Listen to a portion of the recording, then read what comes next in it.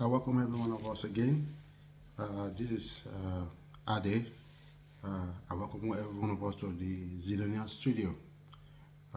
It's a wonderful day and it's a wonderful time to be alive again and to be in existence. All right, let's get to it. Today in the Zidonia studio, I'm going to just quickly share an idea we talk regarding cultural or culture of waste. Let's say culture of waste. And why am I saying that? Is because we ourselves, especially from the part of the world where we come from, where I originated from in Africa, which I'm proud to be, I realized something very, very interesting that the culture of waste in Africa is enormous, and either we like it or not, it's one of the things that is really affecting um, some of us because the lack of proper planning and the lack of understanding how the world works. But before I go into that I wanted to dive into one aspect of history regarding a very unique man uh, called Chairman Mao. Chairman Mao was a leader of the Communist Party, but before he arrived or get the status of prominence in China, this was a man that he had some like ragtag people who he pushed together, those who are less privileged. China was going through enormous time at that time, and there were a lot of revolution groups that were springing up. That was maybe prior to the Second World War, and making it very worse for China was that when the Second World War came, China was already like two main factions were already fighting, and Chairman Mao was leading the communist side, while the other side was being led by uh, one of the founding fathers of Taiwan. But where I'm going is this. After every dust was settled, after the invasion of Japan upon China, China was like left in a ruin, and everything went so bad. And as life would have it, China came out of that war victorious, and the invasion of Japan, was defeated.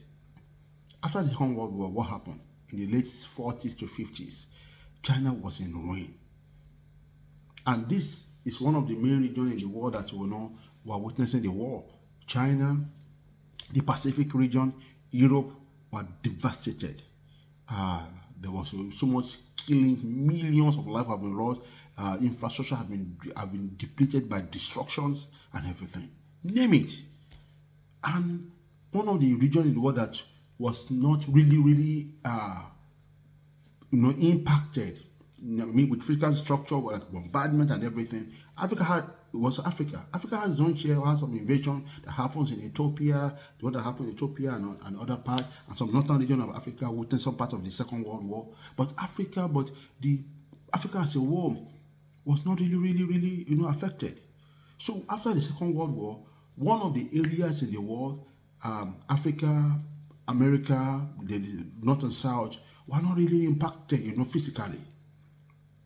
So there was an opportunity for Africa to have moved forward, and be one of the, power player in the world. But what happened? What happened?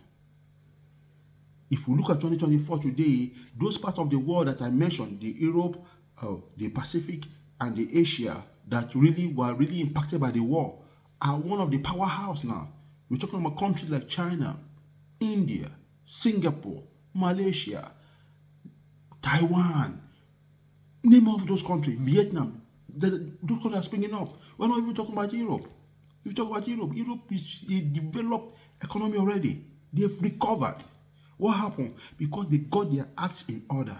And the culture of waste, waste financially, waste, materially and all those things was really reduced.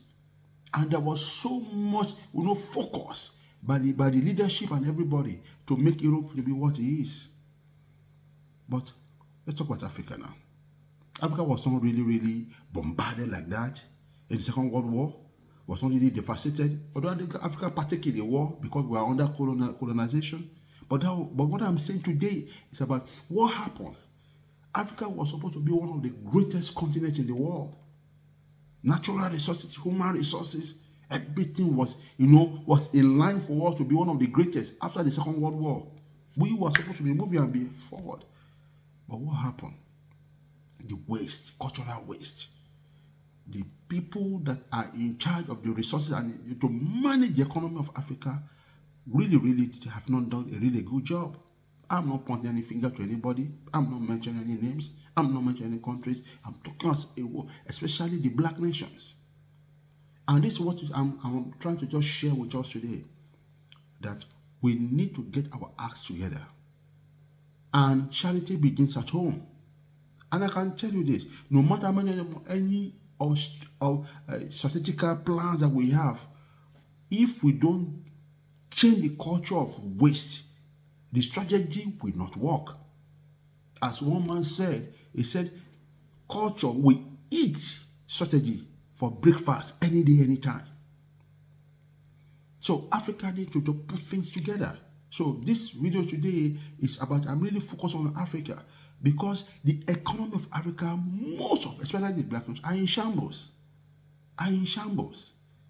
Not well managed. Not well managed.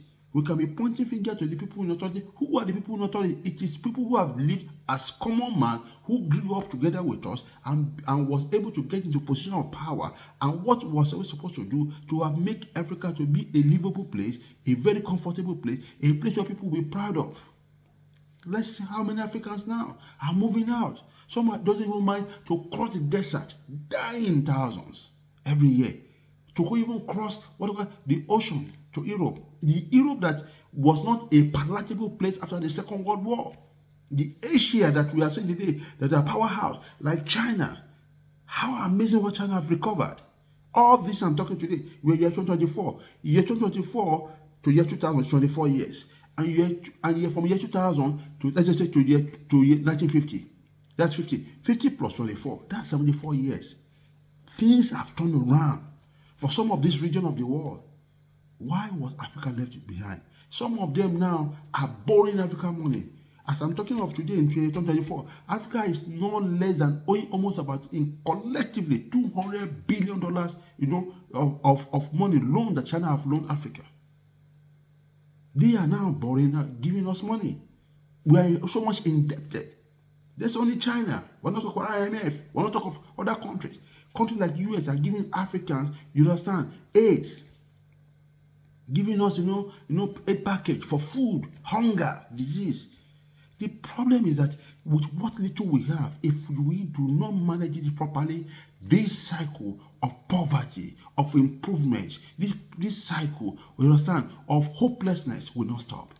It does not matter how many resources you have. You can have diamond, you can have gold, you can have everything. But if there is no stop to culture of waste, nothing will change.